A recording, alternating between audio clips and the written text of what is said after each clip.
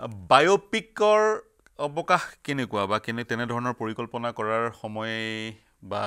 কৰাৰ কিবা চিন্তা চৰ্চা কৰিছে নেকি কৰিব পৰা যায় নেকি এই বায়োপিকৰ কথাটো ক'লে অকণমান আগলৈ যাব লাগিব আজি ভাইমন দা যেতিয়া ছবিখন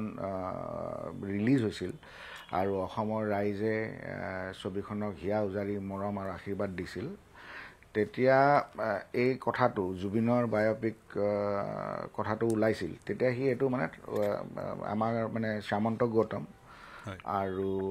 শশাংক সমীৰক মানে কৈছিলে যে তাৰ এতিয়াও বায়োপিক বনাবলৈ তাৰ সময় হোৱা নাই তেওঁৰ নিজৰ বায়োপিকখন কৈছিলে যে আৰু 50 বছৰ মই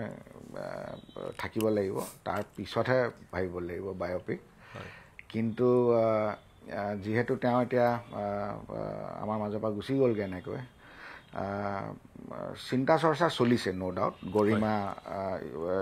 সেইটো লিড লৈছে শ্যামন্ত গৌতম আছে তেওঁলোকে অতি সোনকালেই এটা অসমবাসী ৰাইজৰ কাৰণে সুখবৰ দিব